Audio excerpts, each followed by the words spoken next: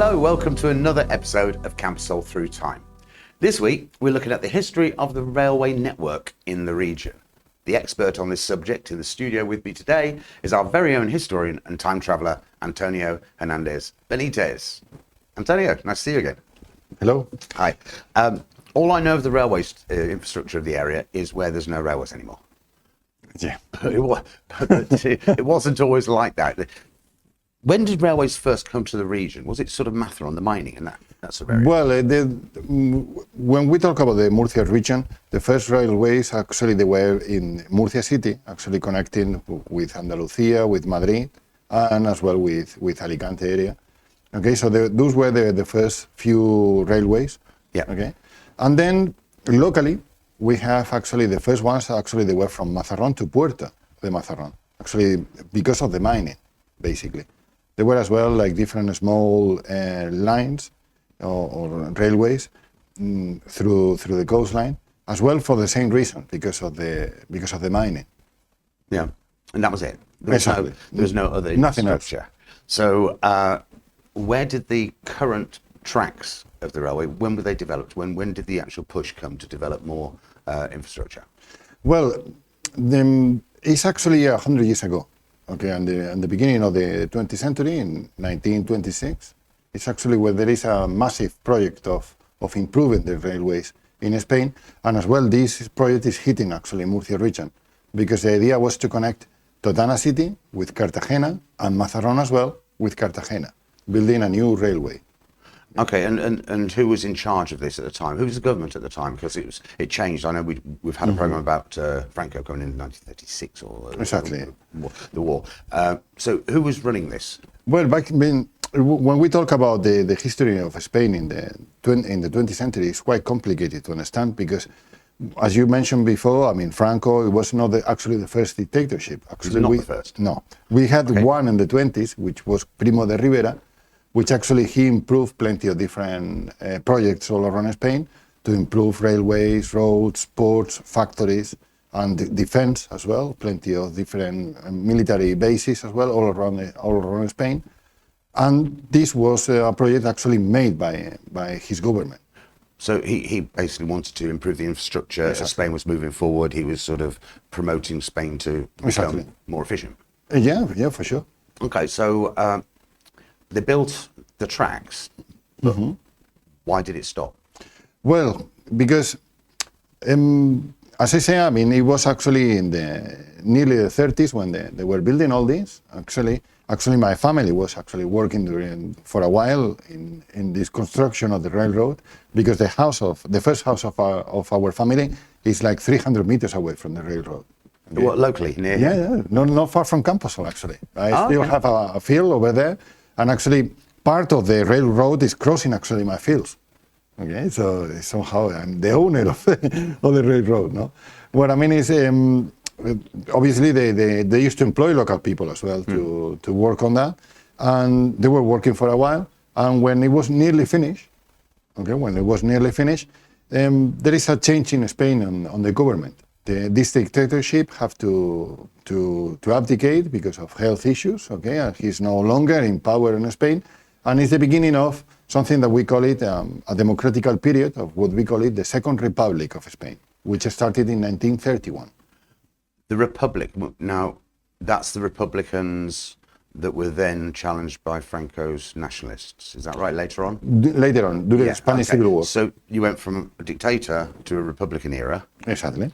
And sticking to the story about, I'm interested in that, but sticking to the story about the railways, how did that affect the building of the railways? Well, basically they stopped all the projects, all the projects that actually this dictatorship, Primo de Rivera, was making, so they stopped it straight away.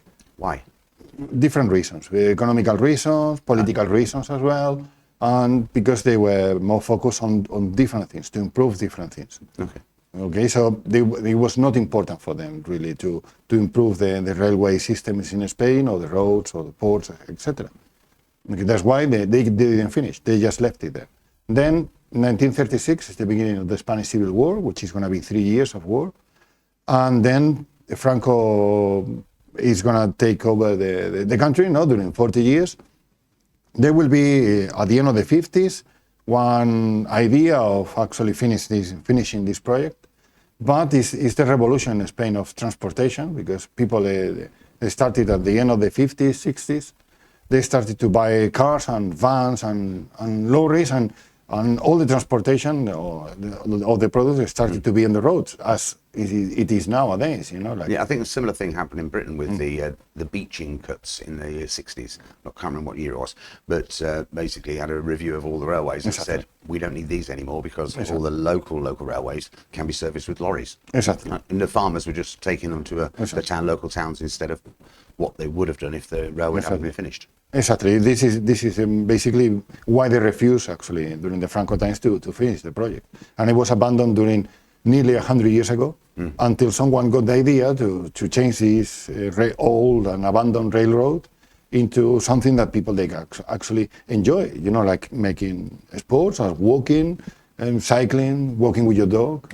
And actually it's quite nice. It goes through some beautiful parts of the countryside, especially at the back of Camposol here. Oh, yeah. Lovely through the woods and past the woods and the mountains. Yeah. And it, like you say, it's a nice thing for the public to actually enjoy again. Oh yeah, for sure. So it wasn't a total lost investment. Because there was a place on the road to Cannabis from here.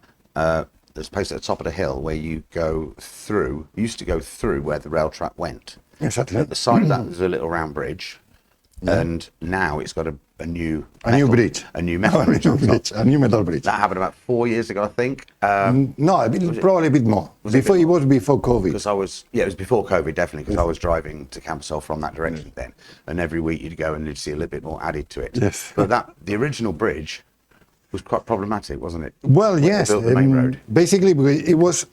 There was a time where the old bridge was too narrow, because of the road, because of the size of the cars nowadays. The size are a lot bigger, and lorries as well. They are a lot bigger, so it was too narrow. Okay, so they thought that to destroy it, to demolishing the bridge, to make the road in a better way, like to be more comfortable for cars and trucks and so on.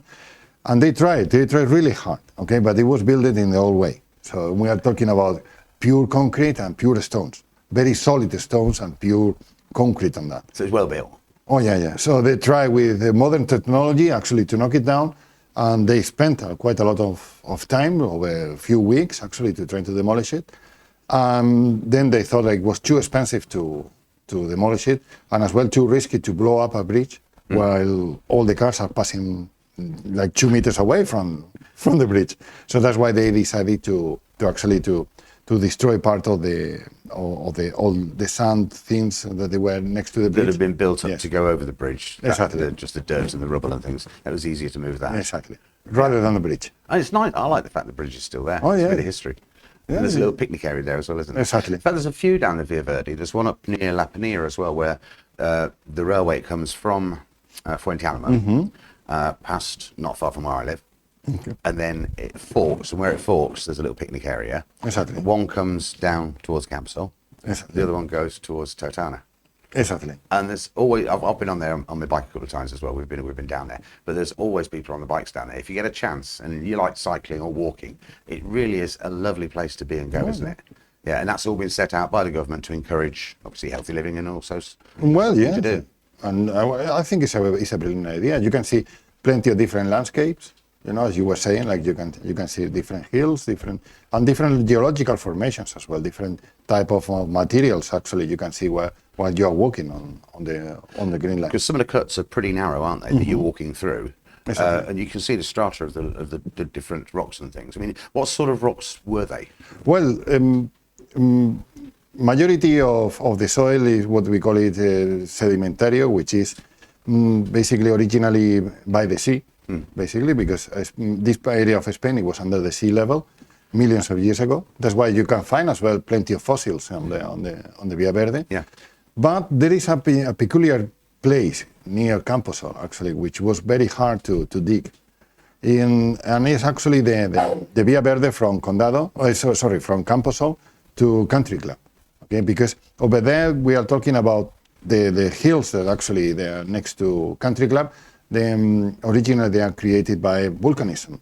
Okay, so we're talking about basalt or granite or something. Exactly. Yeah. Okay. Plenty of basalt and as well, different type of granites as well, and very strong and hard materials. Okay, so probably it was the harder part to build on the railroad. Yeah, yeah. You can see the vertical cliffs from the motorway. You can see it's cutting through. It's a very thin, area it's cutting through. And I've always wondered why they just didn't knock the little bit off in the end as well and just make it flat. But that's probably why, because it's so hard to shift. Probably. Yeah, it's just fascinating to see that. Because that wouldn't have been easy in the day. This is 1926. 1926. You're saying when they're doing this, what would they be used to get rid of granite? Would they have been? Well, I assume in those days they used to. I mean, think about all the labor was done by hand. In those days there was no plenty of machinery like we have nowadays. So probably they use some kind of explosives as well to blow up different areas as well. Right, they would have had dynamite, wouldn't they? No, for sure. I mean, think about, for instance, there is another Via Verde from Murcia to Caravaca that actually they built different tunnels as well. Right. And actually, obviously, you need some explosives as well to be able to blow up the... Dangerous work in its day. In those days, yes.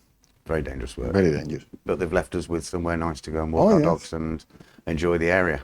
Yes, for sure. Yeah, it really is nice now. If you do get a chance to actually go down there and have a chance to walk down some of these roads, the old railway tracks, they're really nice, especially that one from the Lapania Road all the way to the back of Camposol. That's lovely, that is. Thank you. You're welcome. We now know more than we did. Again. Thanks, Antonio. Thank Brilliant. you. Cheers. And thanks so much for you to watching as well. This is Camposol TV, and we'll be here the same time next week with another episode of Camposol Through Time. Bye-bye for now.